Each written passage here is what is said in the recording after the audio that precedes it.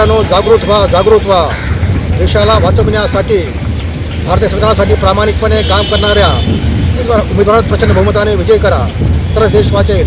सावधान. नाव सुरेश रामदास गायकवाड. माझा लढा चालू आहे. भारतीय संविधान वाचलं तरच देश वाचेल आणि देश वाचवण्यासाठी बाबासाहेबांची मुख्य संकल्पना वाचली तरच भारतीय संविधान वाचेल आणि देश वाचेल. या स्वतंत्र मतदारसंघासाठी बुद्धगयाचा प्रश्न व अनेक ज्वलंत प्रश्नासाठी माझा 1993 पासून ते गेल्या 2.5 वर्षापासून इथे माझं आझाद मैदानावर उपोषण चालू आहे.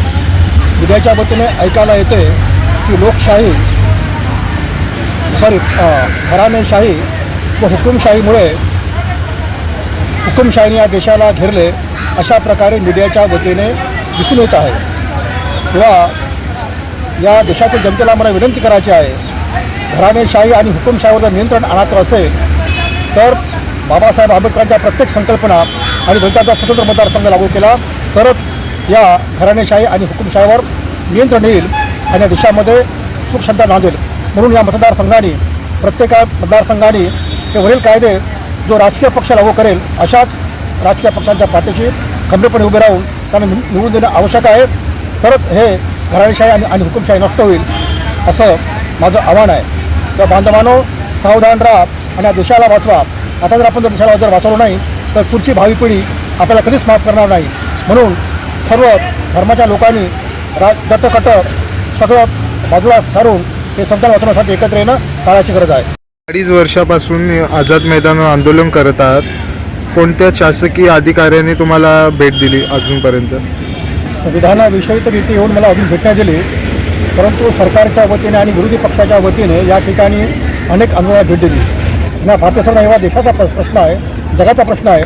परंतु या संविधानाविषयी आजपर्यंत मला कुठल्याही सरकारच्या वतीनं या विरोधी पक्षाच्या वतीने मला इथे भेट दिली नाही. किंवा जो मीडिया आहे तो सुद्धा याबाबत आवाज उठवत नाही.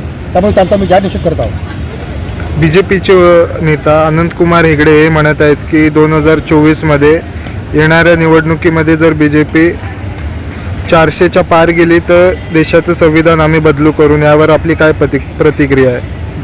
जर देशाचं संविधान बदललं तर हा देश पूर्ण गुलाम होईल. आणि ज्याप्रमाणे या देशामध्ये हजारो वर्ष शूद्र आणि अतिशूद्राची जातीयता लादण्यात आली अशाच प्रकारे इथे चित्र दिसते. म्हणून त्यांना आव्हान आहे की स्वतःहून तुम्ही तुमच्या पायावरती कुऱ्हाड मारू नका आणि देशाला वाचवण्यासाठी तुमच्यामध्ये परिवर्तन करा. कारण हा जो काळ आहे हा विपश्यतेचा काळ आहे, हा परिवर्तनाचा काळ आहे. म्हणून अशा प्रकारे नाहीतरी आतासुद्धा या देशामध्ये हुकुमशाही नांदत आहे. त्याच्यावरती नियंत्रण आणण्यासाठी प्रत्येक भारतीयाने जागरूक राहायला पाहिजे. आणि येणारं जे लोकसभेचं जे निवडणूक आहे, जो भारतीय संविधानाचं संरक्षण करेल अशाच उमेदवारांना प्रचंड बहुमताने निवडून आणणे हे प्रत्येक भारतीयाची नैतिक जबाबदारी आहे. अन्यथा देशाची भावी पिढी आपल्याला